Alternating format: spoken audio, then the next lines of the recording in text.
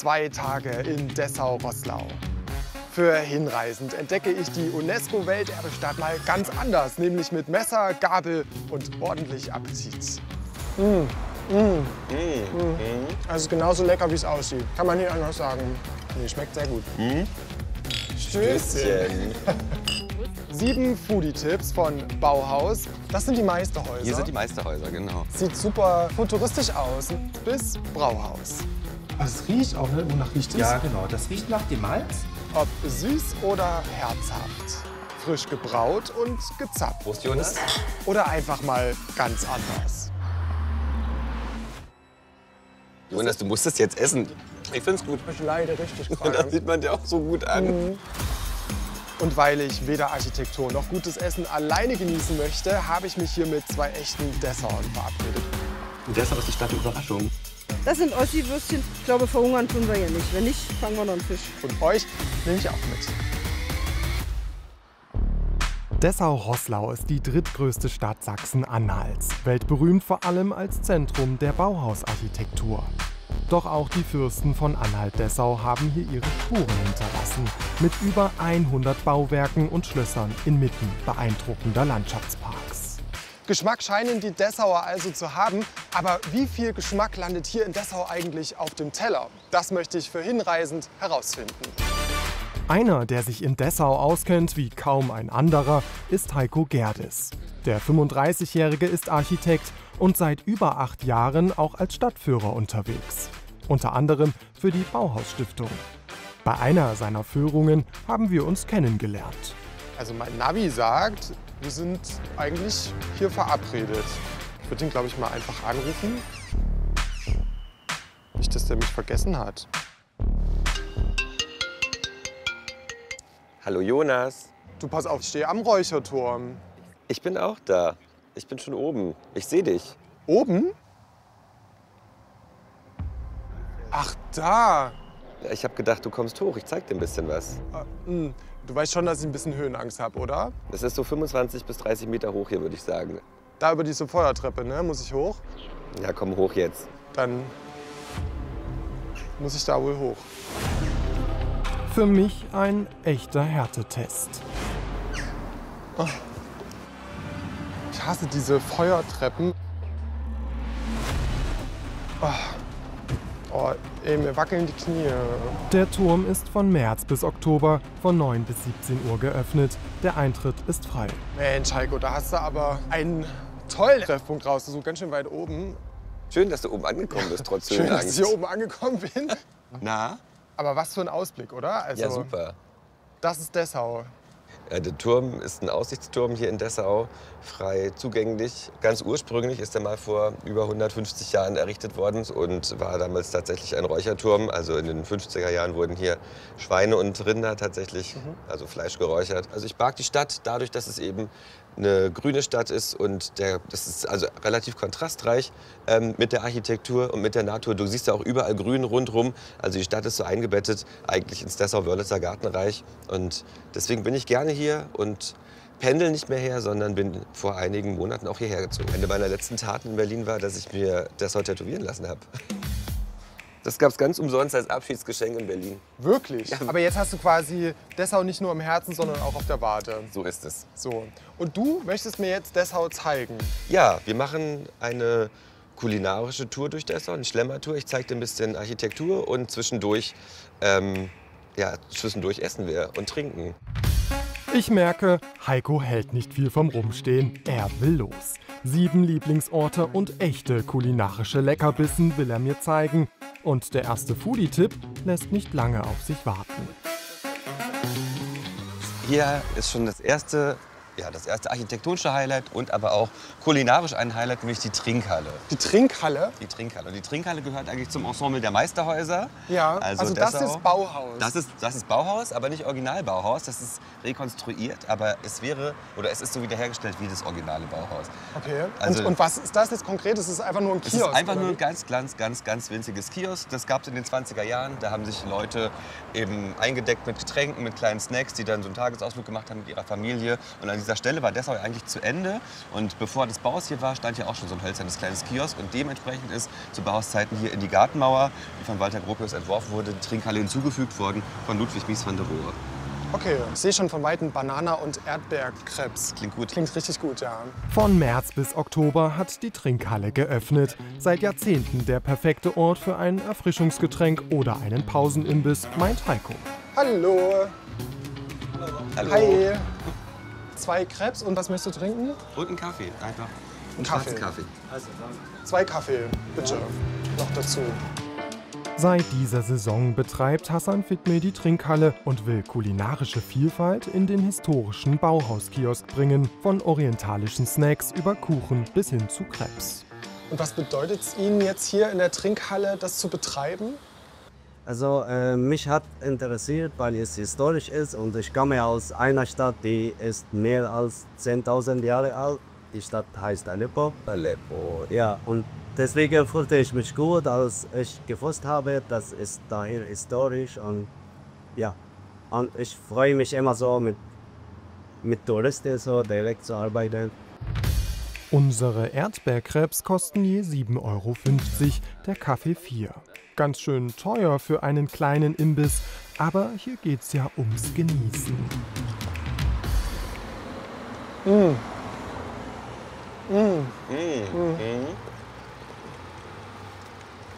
Also genauso lecker, wie es aussieht. Kann man nicht anders sagen. Sehr lecker. Es schmeckt mir wunderbar. Kommst du oft hierher? Gestaltet das oft so, dass ich meinen Feierabend hier an dieser Kreuzung sitze und irgendeinen Drink trinke. Und das ist schon, finde ich, was Besonderes. Also das denke ich, wenn ich hier Führung mache, sowieso jedes Mal, wie krass das eigentlich ist.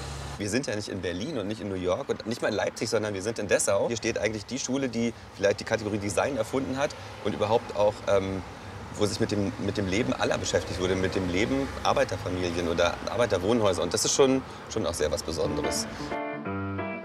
So, jetzt haben wir uns gestärkt. Jetzt zeige ich dir kurz die Meisteraussiedlung. Ja. Und weißt du, was lustig ist? Wir machen ja so eine Schlemmertour durch Dessau. Einer der Meister hieß tatsächlich Schlemmer.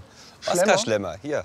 Oskar Schlemmer sitzt da mit seiner Frau tot und seinen 3 Kindern. Oskar Schlemmer war der Meister der Bühnenwerkstatt. Und Oskar Schlemmer war ein ziemlich cooler Mensch, der sich theoretisch und praktisch mit dem menschlichen Körper beschäftigt hat. Eben vielleicht als Grundlage dafür, dass man danach sagen konnte, okay, ich weiß, wie der Durchschnittsdessauer aussieht, die Durchschnittsdessauerin.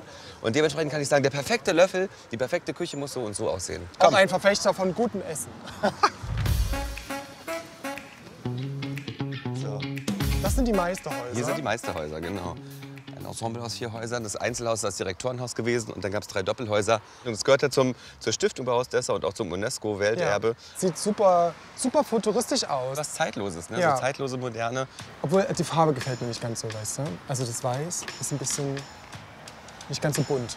Aber du hast natürlich trotzdem das Gefühl durch die weiße Architektur und den Kiefern in Kombination, dass hier irgendwo der Ostseestrand zu finden sein muss, oder? Das ist so wie im Ostseebad Heiligendamm, wo du denkst, ach, schöne, weiße, strahlende Häuser, als großer Kontrast. Da hast du recht. Wart ihr schon mal in Dessau und Umgebung? Kennt ihr Orte, wo man neben toller Architektur auch richtig gutes Essen bekommt? Schreibt's in die Kommentare und macht uns hungrig. Tja, Jonas, hier ist das Kornhaus. Und Das wir sind hier Kornhaus. wir sind hier direkt an der Elbe. Wow. Ja. Hier sind wir direkt an der Elbe. Und da ist quasi Dresden, da ist quasi Magdeburg und Hamburg und die weite Welt, die kommt in die Richtung. Die weite Welt kommt da. Genau. Und hinter uns ist Dessau. Und hinter uns Dessau und das Kornhaus. Und warum Kornhaus? Also was hat es mit dem Namen auf sich? Das ist, an dieser Stelle stand früher so ein alter Kornspeicher. Das heißt, man hat immer gesagt, wenn man sich hier getroffen hat, man trifft sich am Kornhaus. Und der Name hat sich etabliert. Also als das Ausflugslokal hergesetzt wurde, wurde immer gesagt, wo treffen wir uns? Wir treffen uns am Kornhaus, also am Kornspeicher. Und das hat eigentlich mit dem Restaurant nichts zu tun, aber eben mit dem Ort, dass hier Korn gelagert wurde.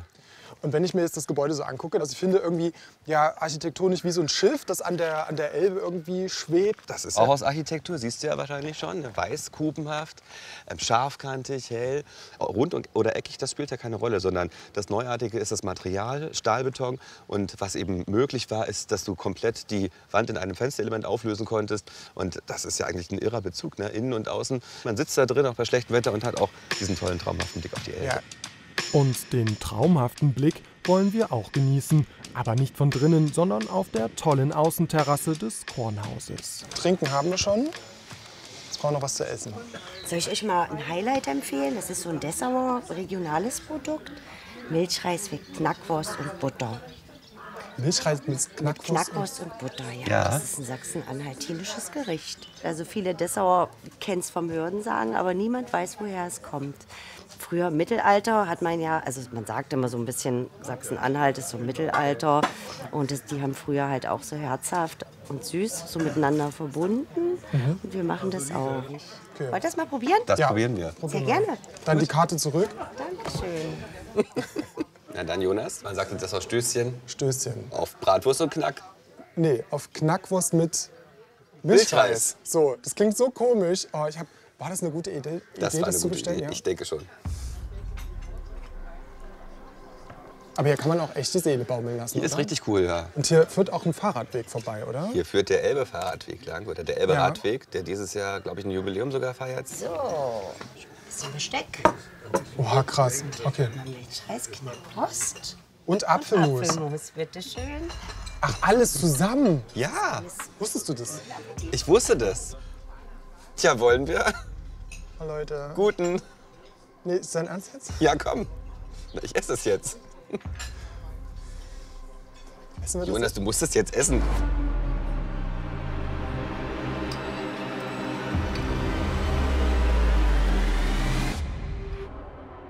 Doch, die Kombination ist super.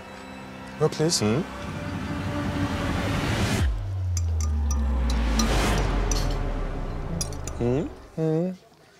Nicht so?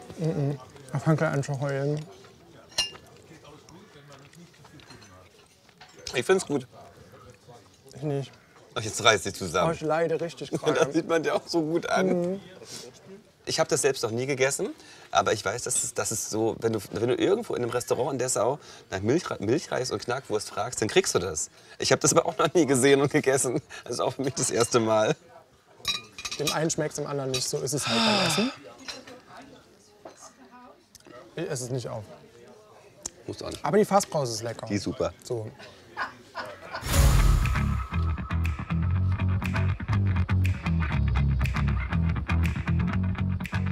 Was ist denn Dessau für dich? Ja, Dessau ist halt eigentlich der Platz, an dem ich irgendwie das Gefühl habe, angekommen zu sein. Es ist tatsächlich irgendwie ruhig, aber ruhig nicht im so Negativsinne, sondern Ja. irgendwie so im Sinne von ankommen tatsächlich. Ja? Heimat. Ja, Okay. so, du kannst dich entspannen und hast trotzdem irgendwie Kultur, du hast Bars, Cafés. Und da geht's jetzt hin. Heikos dritter Foodie-Tipp. So, Jonas, jetzt Ja. zeige ich dir noch einen ganz besonderen Ort, nämlich eigentlich meine Lieblingsbar, meine Lieblingskneipe hier in Dessau. Ja. Und zufällig arbeite ich da auch. Du arbeitest in einer Genau, Kneipe einmal die auch Woche. noch. Aber ich dachte, du bist quasi als Stadtführer unterwegs. Ja, sei flexibel.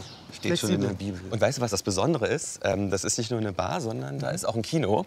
Eigentlich so das alternative Kino hier in Dessau, was so ganz spezielle, tolle Filme zeigt. Also sozusagen zwei Vereine in Ja. einem Haus und das ergänzt sich eigentlich auch ganz gut. Okay. Komm, wir gehen mal rein. Ich bin gespannt.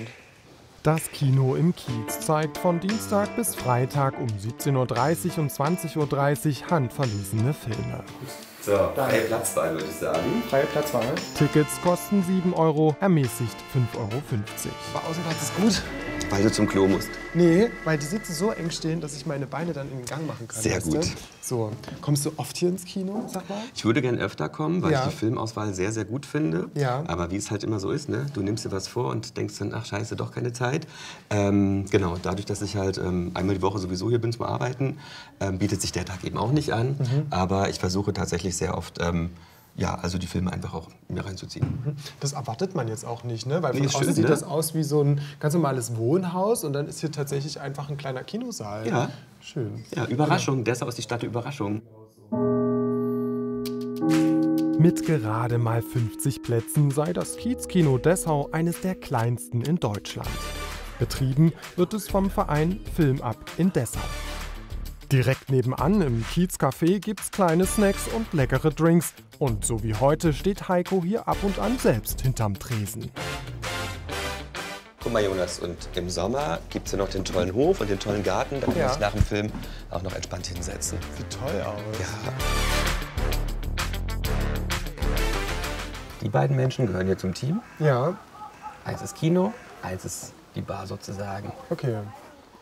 Das heißt, ihr kümmert euch hier, damit es hier läuft. Ja, mit vielen anderen zusammen. Da gehören noch einige dazu, ja. Ja. Das heißt, hier ist Kiez-Kino und Kiez-Café an einem Ort. Ja, es ist halt so eine kleine Oase in der Stadt, die es, glaube ich, nicht normal so gibt in Dessau. Genau, also es ist ein alternativer Ort. Ne? Also es ist eine Alternative zu dem großen Kino. Es ist schon ein ganz besonderer Ort, dieser kleine Kinosaal und das Programmangebot, was es hier gibt. Und es ist auch eine Alternative zu den anderen Kneipen und Restaurants, die es hier so gibt. Also hier treffen sich auf jeden Fall junge Leute, also Abende zum Spaß haben, sage ich mal. Und natürlich auch die Älteren im Kino dann, das ist auf jeden Fall gegeben. Also man kommt da auch mit den Generationen ein bisschen zusammen, ne? Ab und zu mal. Dann auf das Kiez-Kino und auf das Kiez-Café. Hier. Vielfalt unter einem Dach, so beschreibt sich dieser Ort am besten, finde ich. So Jonas, jetzt sind wir am Ziel. Ja. Das ist das historische Bauhausgebäude. Hier wirst du heute auch übernachten und schlafen. Okay. Und das ist auch 100 Jahre alt, dieses Haus, genau wie die anderen Bauhausbauten, die wir heute schon gesehen haben. Also ich muss dir ehrlich sagen, das Gebäude kennt man. Ja, richtig. Das ist wahrscheinlich also tatsächlich bekannt, weltberühmt. Das, wofür Dessau vielleicht auch weltweit tatsächlich bekannt ist. Und jetzt treffen wir die Diana, die wird dir dann alles weiter erklären mit dem Zimmer. Denn das ist so ein bisschen speziell, weil du schläfst ja tatsächlich auch in einem Zimmer, was ja, also wie so ein Student eben vor 100 Jahren. Also die ehemaligen Studentenzimmer, Okay. die kann man mieten heutzutage. Und da kannst du dich halt dann auch so fühlen wie in den 20ern. Das heißt, wir sagen Tschüss und wir sehen uns morgen. Also dann, gute Nacht. Schönen Abend noch. Tschüss. Und wir gucken uns das Zimmer Genau, an. ich nehme dich jetzt mit ins Ja. Ateliergebäude. Ich schlafe also in einer Studentenunterkunft, Ja, einer ehemaligen. Genau, völlig richtig. Das waren 24, also jetzt sind es noch 24 Ateliers. Eine Unterkunft für Bauhausfans im Welterbebau mit 100 Jahren Geschichte. Damals war das Dessauer Bauhaus das Zentrum der Moderne. Inklusiv dachte scheinbar noch niemand, barrierefrei ist die Unterkunft nicht. Das ist geräumig, würde ich Das ist sagen. geräumig. Es gab Recherchen, dass Josef Albers hier auch wirklich gewohnt hat. Okay, wer war das? Ein Bauhäusler, ein Bauhausschüler, ein Bauhausmeister. Und das sind Möbel, die hat er entworfen. Deswegen stehen die hier drin, damit man ein Gefühl dafür bekommt, was kann Bauhaus auch sein. Man fühlt sich so ein bisschen wie in so einem ja, lebendig gewordenen Museum. Gut. Und das Wichtigste sehen Steht da Sie hier drin. drin. Genau. Okay. Dann würde ich Ihnen das geben und Ja. Ihren Schlüssel geben Gut. und wünsche Ihnen eine wundervolle Zeit bei uns. Tschüss. Tschüss. Ein Highlight ist dieser Blick, vorausgesetzt man ist halbwegs schwindelfrei. Einst standen hier die Bauhausschüler und jetzt ich. 55 € kostet die Nacht. So, Zähne sind geputzt. Ich bin fertig für die Nacht. Zeit fürs Bett. Mal gucken, wie gut das hier funktioniert, weil, also ich sag's mal so, die Wände hier scheinen dünn zu sein. Also wenn hier jemand über den Gang läuft, dann hört man das hier ziemlich stark hier im Zimmer. Und wenn man sich duschen will, ich war gerade duschen, ja, da gibt es Gemeinschaftsduschen. Muss man mögen. Auf dem ganzen Gang gibt es auch nur eine Toilette. Ich glaube, es sind 4 Unterkünfte auf einem Gang. Ja, da kann es eng werden. So, und auswärts schlafen, das ist jetzt nicht so eine meiner Lieblingsbeschäftigungen. Ich sage euch auch warum, weil ganz oft sind die Betten zu kurz. Also zumindest habe ich ganz oft das Problem in Hotels, aber hier ist es nicht so und das ist schon mal gut.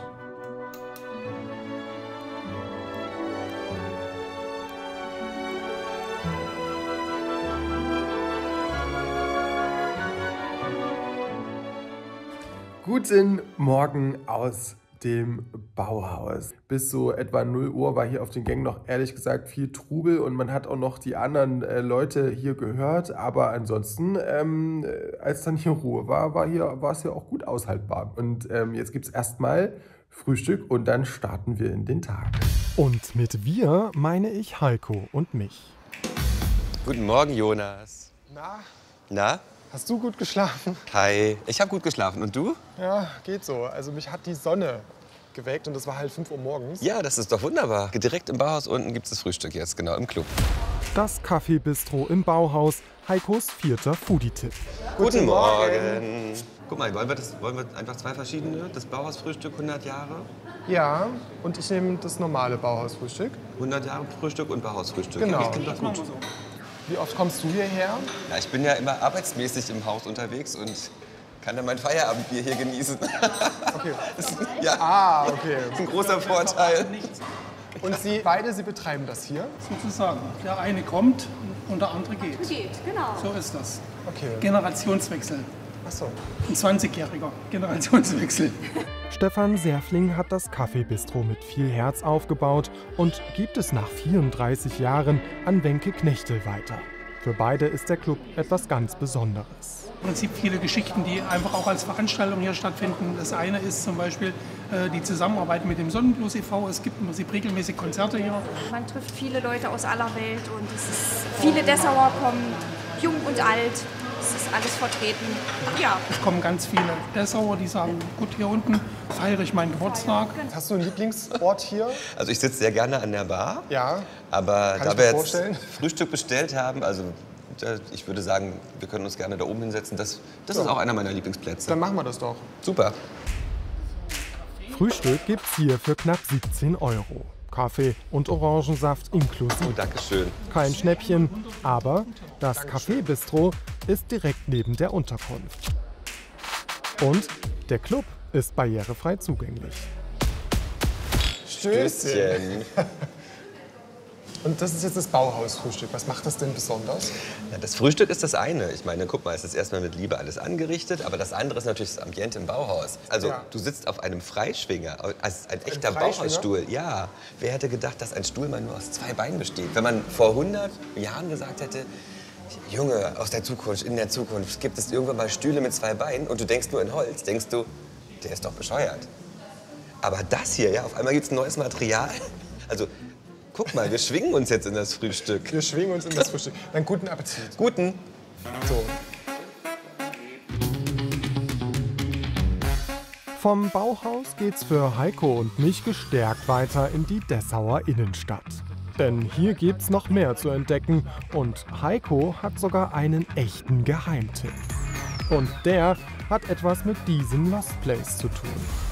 Hier wurde Bier gebraut, ganz viel. Also die Schade-Brauerei gibt es hier als großer Lost Place. Und es gibt auch noch eine andere große Brauerei, die Schultheiß-Brauerei.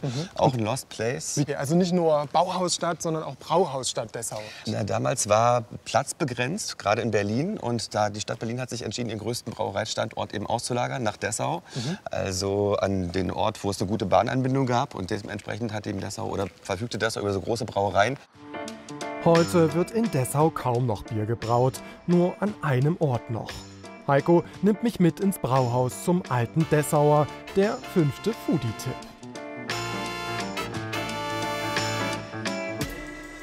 Also wir sind als Brauerei das Brauhaus zum alten Dessauer. Der alte Dessauer, das war der Fürst von Anhalt. Der hat hier gelebt im 17. Jahrhundert. Der ist halt eigentlich namensgebend für ganz vieles hier in Dessau. Hier der alte Dessauer, das Bier. Also das ist eigentlich so die Traditionsgeschichte von Dessau. Okay, und das wird hier vor Ort gebraut? Genau, wir brauen hier vor Ort direkt im Gasthaus. Das machen Sie oder gibt es da noch Fachpersonal quasi? Wir haben Fachpersonal, wir haben richtig einen Braumeister, der kommt einmal die Woche zu uns her, das ist immer dienstags. Und der ist dann quasi dafür zuständig, dass das leckere Bier, was wir haben, ausgeschenkt werden kann. Aber es riecht auch, ne? Wonach riecht es? Ja, genau. Das riecht nach dem Malz, was wir verwenden. Ronny Beckmann erklärt, dass hier streng nach dem deutschen Reinheitsgebot gebraut wird, also nur mit Wasser, Hopfen, Hefe und Malz. Das ist unsere Schrotmühle. Da schroten wir unser Malz drin. Das, was wir bekommen aus Bayreuth, das brauchen wir, um das Bier herzustellen. Das sind bis zu 800 Kilo Malz, die wir verarbeiten. Dann würde ich euch einfach einspannen und dann schroten wir mal 3 Kilo Malz. Wir schroten mal 3 Kilo Malz. Denkst du, wir kriegen das hin? Das kriegen wir hin. Wir kriegen das hin. Okay. Sehr gut. Was machst du, was mache ich? Ich weiß es nicht. Ich gebe dir das einfach, du machst es rein. Gut. Aber Ronny muss erst mal anmachen, würde ich sagen, oder? Die Mühle steht hier. Unsere Aufgabe ist klar, das Malz fürs Dessauer Bier muss geschrotet werden. Und das heißt, es ist ja auch eigentlich ein Tipp, ne? Also wenn man das jetzt mal sehen möchte, wie so Bier entsteht, kann man hier ganz normal herkommen, Mittag essen und dabei zugucken, wie Bier gebraut wird. Dann kann man gerne an den Sudkästen sitzen. Der Brauer ist auch immer da für Fragen. Okay, und wie oft macht ihr das? Also wie oft wird hier gebraut? Montags wird geschrotet, das haben wir heute erledigt. Dienstags wird eingebraut und mittwochs wird immer abgefüllt. Apropos Abfüllen. Den alten Dessauer gibt es in 5 Sorten. Zeit für eine Kostprobe. Heiko nimmt das Zwickel, ich alkoholfrei. Und? Ja, schmeckt einfach nach einem hellen Bier. Also es schmeckt hopfig. So, nein, schmeckt sehr gut.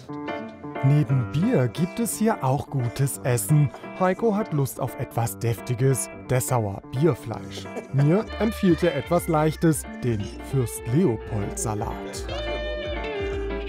Okay, jetzt habe ich hier einen Fürst-Leopold-Salat. Was hat denn Fürst Leopold mit Salat zu tun? Ja, das weiß ich auch nicht. Weißt du nicht? Okay. Andersrum. Mit Salat hat Fürst Leopold wahrscheinlich wenig zu tun. Also vielleicht lag Salat auch auf seinem Teller. Aber der Fürst, das war auf jeden Fall ein ziemlich cooler Typ zur Zeit der Aufklärung. Das war Dessau war das aufgeklärteste kleine Fürstentum. Anhalt war das aufgeklärteste Fürstentum. Und er hat viele Landschaftsparks angelegt rund um Dessau. Das Luisium, das Georgium und einen davon, den zeige ich dir später. Beeindruckend, was Fürst Leopold III. Friedrich Franz von Anhalt-Dessau geschaffen hat. Parkanlagen im englischen Stil mit Schlössern wie dem Luisium, heute UNESCO-Weltkulturerbe.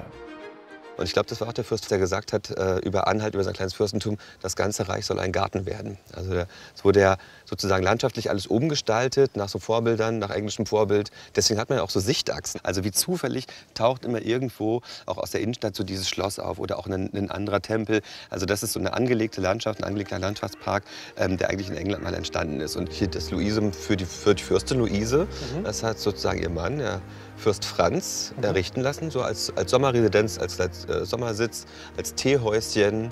Also einfach ein kleines, schlichtes Schloss hier ja, in der Landschaft rund um Dessau. Nur etwa 15 Minuten zu Fuß vom Luisium entfernt liegt unser nächstes Ziel. Besonders im Sommer ein beliebter Stopp für Radfahrer auf ihrer Tour durchs Dessau-Wörlitzer Gartenreich. Das Eiscafé Luise. So. Eis in Hülle und Fülle. Hallo. Wir würden gerne Eis essen. Gerne. Wollt ihr es mitnehmen oder wollt ihr euch hinsetzen? Das ist jetzt die Frage. Willst du eher so einen Eisbecher essen? Ja, wir essen Eisbecher. Okay, können Sie da uns was empfehlen? Ja, und zwar haben wir verschiedene Sachen. Erdbeereisbecher, dann haben wir Luises Eiskreation, benannt nach dem Park. Wie zum Beispiel die Englandreise von Luise, Luises Sehnsucht. Ja, was möchtest du essen? Ich möchte Prinzessin Luises Reise nach England. Okay. Gerne. Sehr gut. Und können Sie mir was empfehlen? Was würden Sie? Luises Sehnsucht. Nehme ich das. Klingt doch toll. Sehnsucht.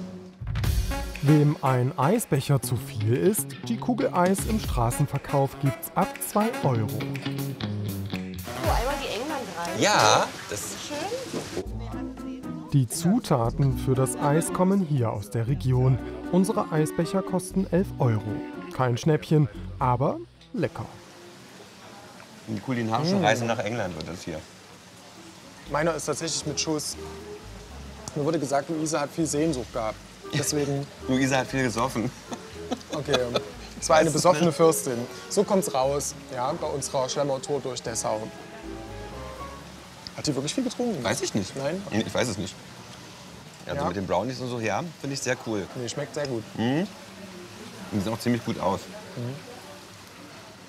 So, Heiko, Eis ist alle. War lecker, oder? War super. Genau, auf jeden Fall. Und wenn ihr noch andere Schlemmertipps hier in Dessau kennt, schreibt sie uns in die Kommentare. Und wir machen jetzt weiter.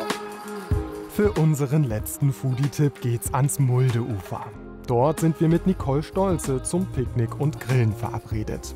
Die Dessauerin kocht leidenschaftlich gern und bloggt seit Jahren mit einfachen, leckeren Rezepten zum Nachmachen.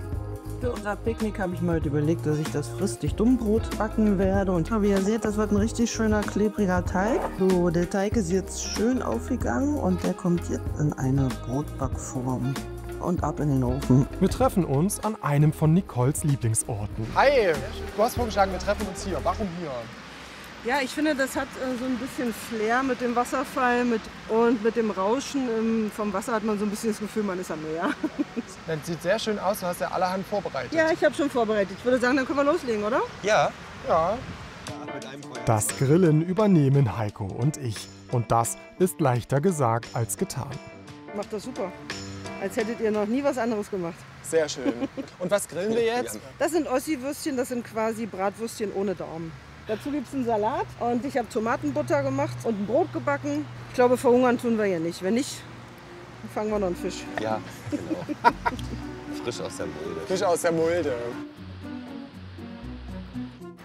Das Schöne bei dem Brot ist, das hat wirklich eine richtig schöne Kruste. Das ist richtig schön crunchig. Habt ihr das gehört? Und du hast es heute selbst gebacken, ja? Ja, das kam vorhin frisch aus dem Ofen. Schön. Wollt ihr mal probieren? Ja, gerne. Voll gerne.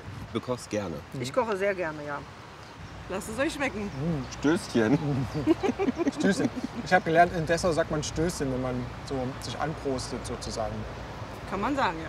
Und woher nimmst du quasi so deine Zutaten und die Rezepte? Ich versuche regional einzukaufen. Das ist für mich sehr wichtig.